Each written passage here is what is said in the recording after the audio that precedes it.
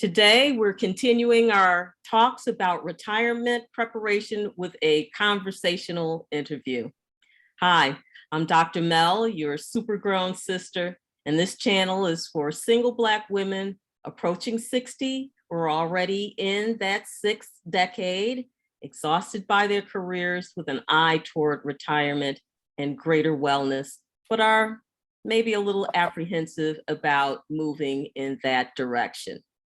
If you're interested in this topic, please like, share, subscribe, hit the notification bell, and thank you.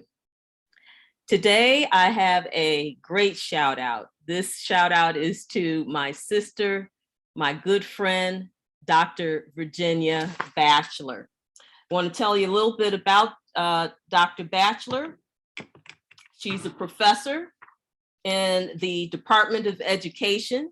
She holds a PhD in Social Foundations of Education from the State University of New York at Buffalo. She's been a member of the faculty at Medaille College since 2001. She's an international speaker and educator to include her lectures within the United States, and she has presented her work in Lassi, Romania, Shanghai, China, and Mexico City. She is the recipient of numerous awards for community service, and to her credit, Dr. Batchelor has earned recognition for her work with Buffalo Quarters Historical Society regarding the importance of historic Broderick Park in Buffalo, New York, one of the final stops listed as a pivotal point of freedom as it relates to the Underground Railroad movement. In partnership with the Honorable Mayor Byron W. Brown and the City of Buffalo, the installment of a time capsule has been placed in historic Broderick Park to be reopened in 100 years to inform the future generation of what our hopes are for them.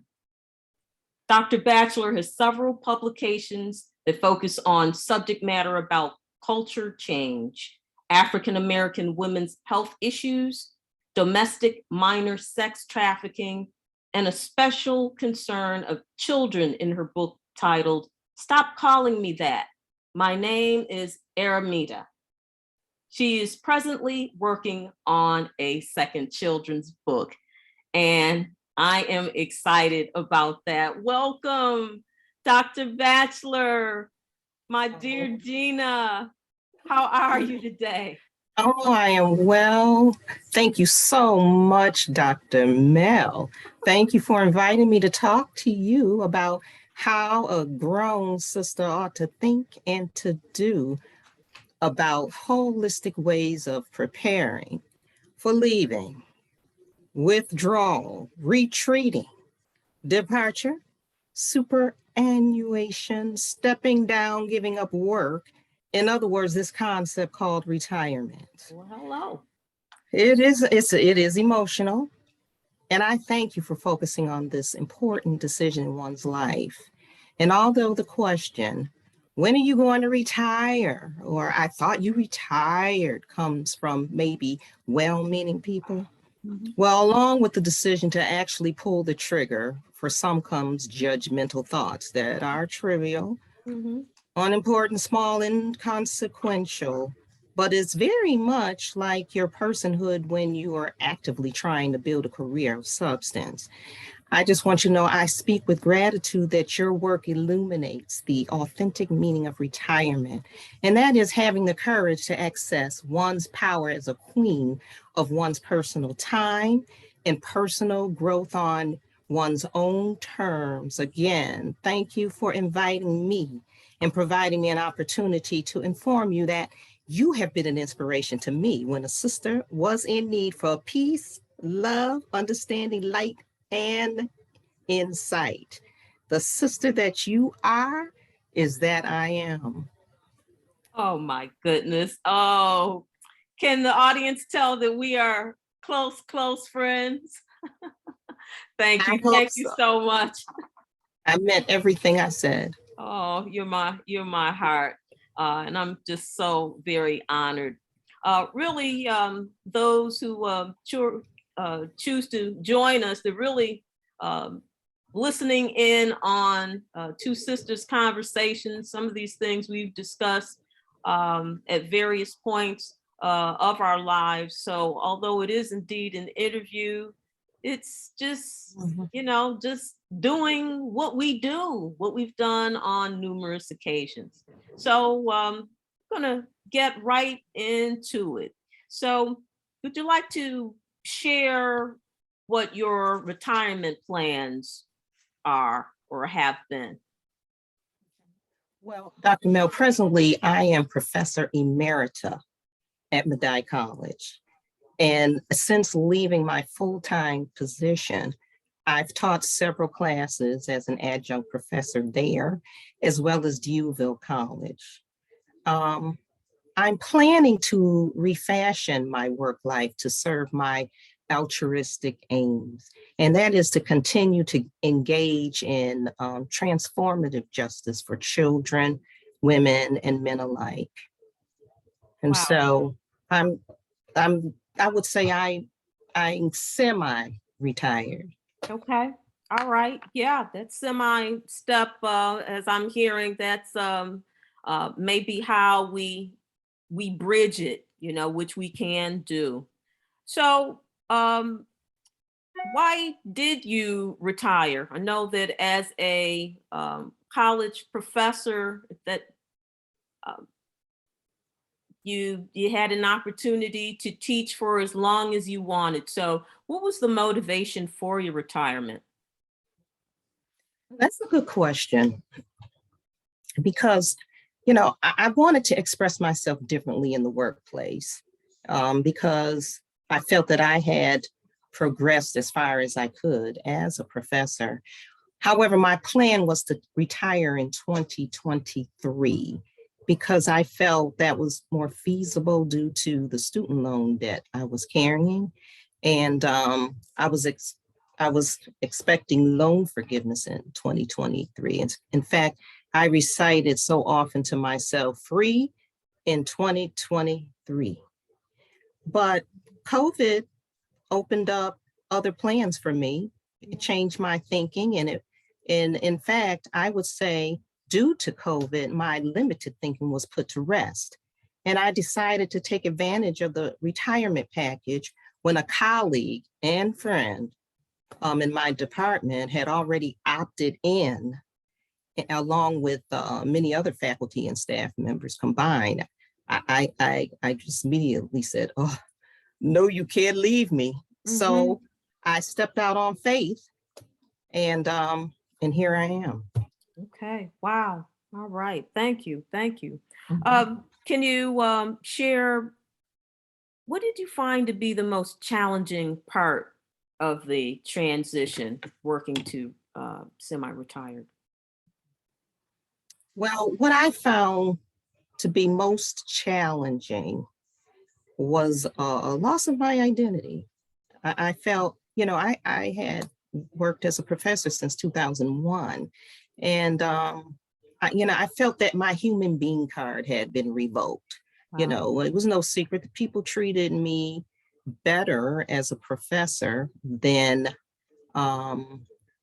before that. Well, I was treated better as a professor than not being a professor. Mm-hmm. And so, and I remember saying to myself, who am I now that I'm not Dr. Batchelor? And then I heard myself preaching to my students. It was just a very strange experience, but it was as though I was placed in my classroom and I heard myself telling my students that you are not your job. Okay. And I was thinking, I'm really this person who preaches the sermon that I need to hear. And I was so into this, who am I now? I remember saying to another friend, well, who am I? And she said, you're Dr. Batchelor. Right. Mm-hmm. But I still was, I started thinking, who was that? Mm-hmm. Mm-hmm. So how were you how'd you deal with that identity issue emotionally and physically and psychologically? Where are you with that particular process? Mhm. Well, my schedule is jam-packed, so I'm very busy. Mhm. So, whenever I felt depressed about it, I would get up and I would take a walk and then make a list of a to-do list.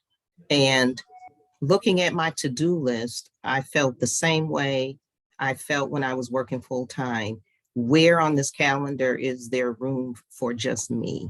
Mhm. And so that frustration of trying to find me in all the mess, I find myself that it is so important that I would walk the halls because the weather didn't permit walking outside. But once the weather was good, I take walks and just try to keep my circle of light, keep in contact with people who are in my circle of light. Um, I called you, and I have some other Absolutely. And wonderful. I call you. Yes, Absolutely. That's for and sure. yes, you need people who are in that circle and who value you whether or not you're working full time. Mhm. And I would say at first I thought my motivation was to leave because I I it was time for me to go. I would ask myself, well, maybe it's time for me to leave because I need to take care of my mother. Mhm. But then having all this emotional and physical and even mental fatigue, I think I discovered that it was important for me to have done what I did to try to regroup and try to put myself together because I didn't realize that I was suffering from burnout. Oh, for And sure. and and Definitely. so and so just discovering that, I just began to really start thinking seriously about what it is I needed to do to Mhm. piece myself together since I had become aware that I was not physically and emotionally nor mentally together as I Mhm. had thought because I was on automatic pilot.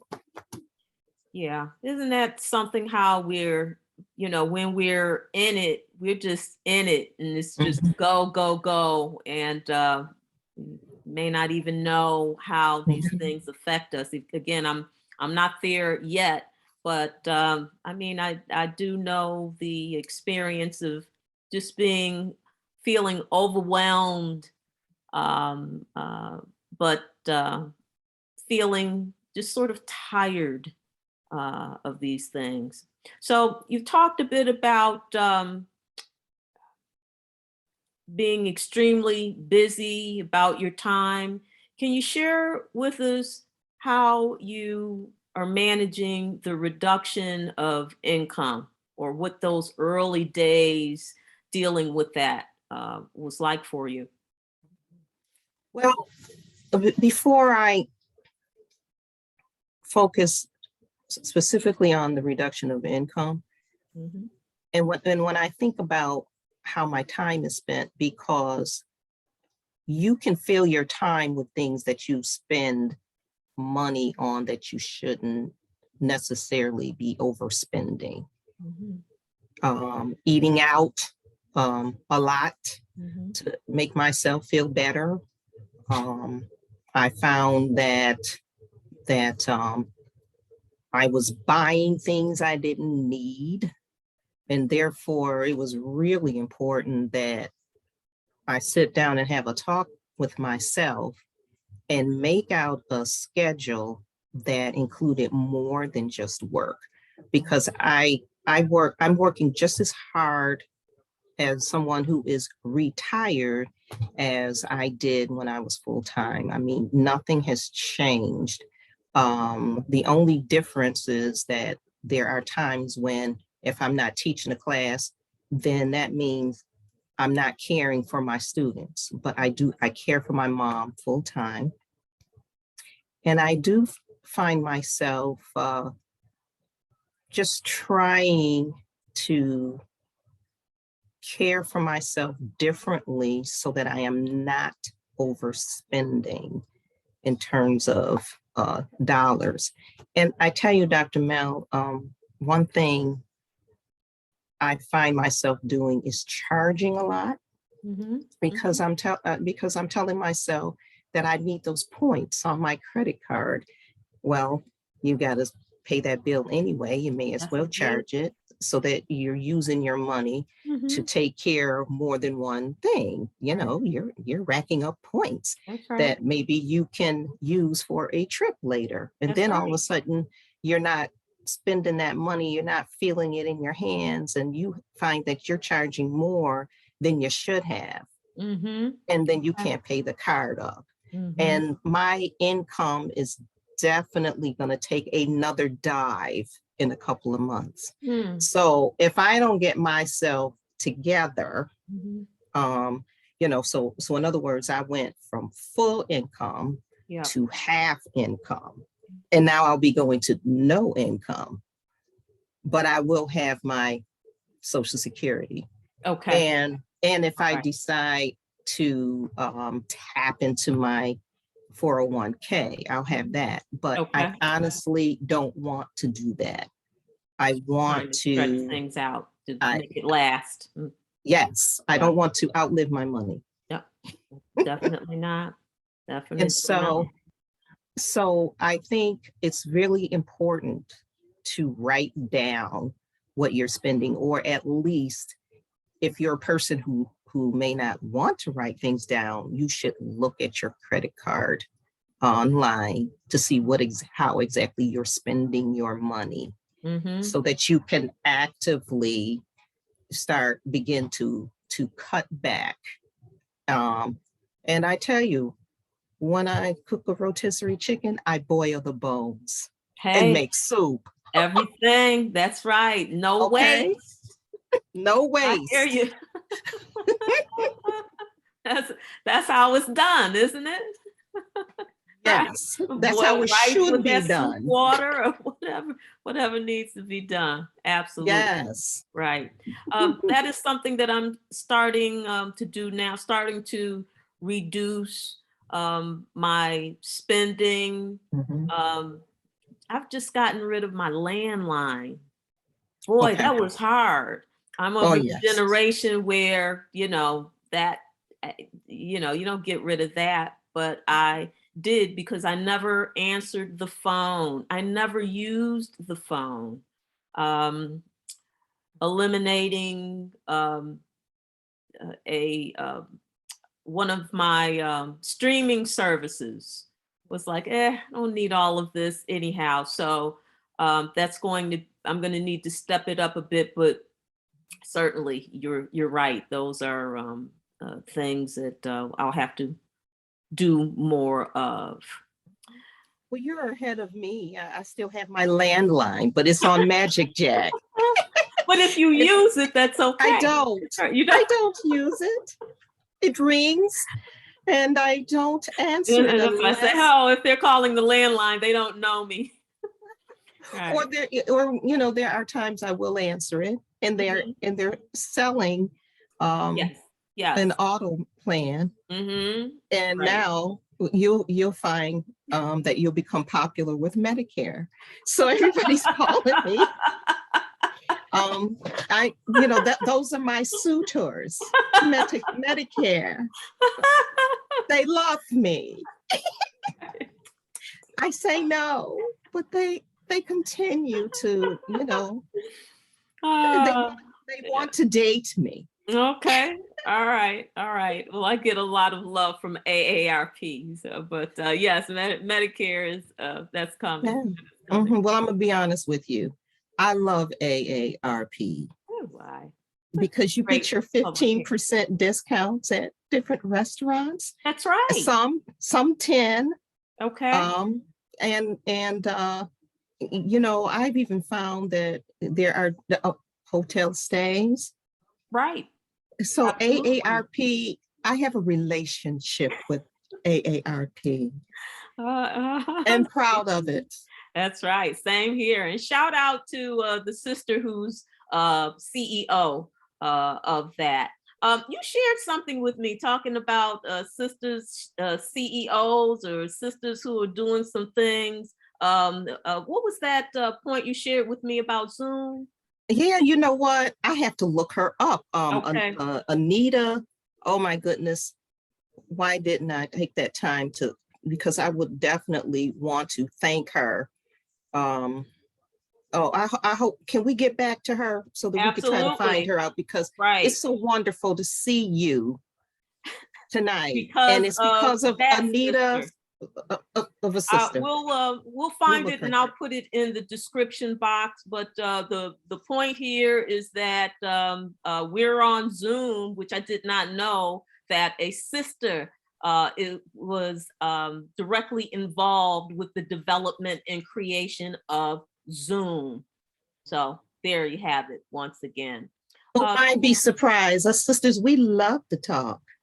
That's right. And Absolutely. And let the I have, circle be unbroken. that's right. Absolutely. Let it continue. I have one more question for you. If you had one piece of advice regarding retirement and preparing for retirement, Mhm. what would it be? Mhm.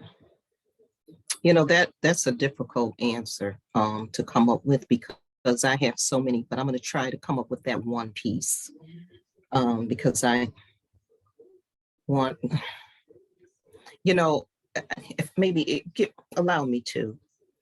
There was a young lady who said to me, she said, I wish I had taken better care of myself.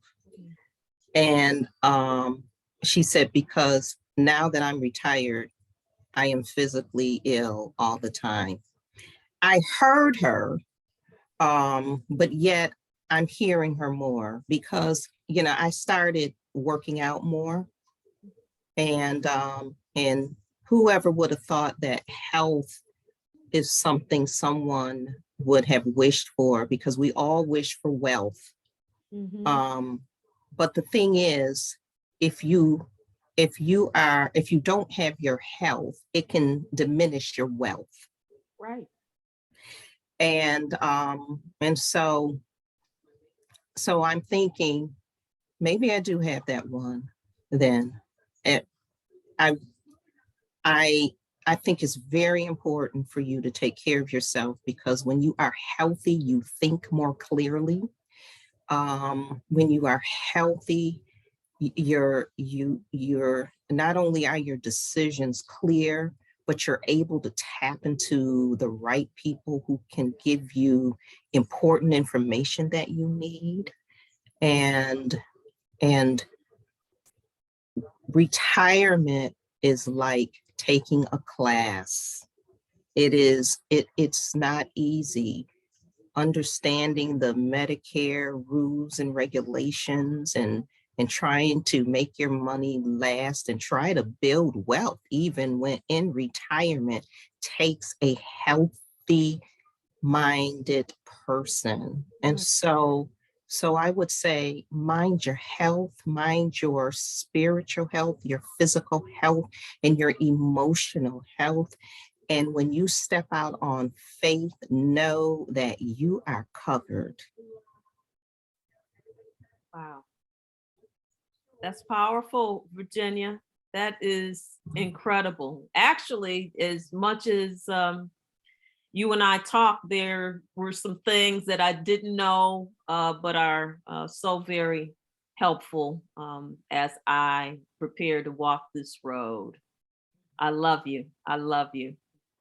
So, those who are watching, that's it. What did we miss? What would you add to this very important conversation? If you have anything, feel free to put it in the chat. We'd love to hear what you have to say about all of these things. And before I close out, if you'll allow me to share a little something. This is a quote, something shared about Dr. Batchelor by a Dr. Jeffrey A. Fonts. He says, Dr. Virginia Batchelor has been a mentor to many students, alumni, faculty, and staff, and she always reminded us of the importance of taking care of ourselves and each other. Her caring heart and gentleness are present in everything she does. Through her work as a children's author, Virginia also helped us to learn and understand the challenges of our students and people throughout our community. Well done, Dr. Fonts. I like that, Virginia. I like that very, very much. So we have gotten through a little bit of, as I always say to you, working through some of the world's problems. Friends, as we wrap this up, look for the next video when we're going to be talking about preparing to bridge that income gap. So some of the things that Dr. Batchelor has shared with us, things that we can do, food for thought. We're going to take it a step further. Virginia, thank you for serving as my very first interview. I'm so honored. This is so wonderful. And I love you so much. Thank you. It was an honor for me, and I love you more. All right, everybody. Have a great day. You're super grown, sister. Bye-bye now.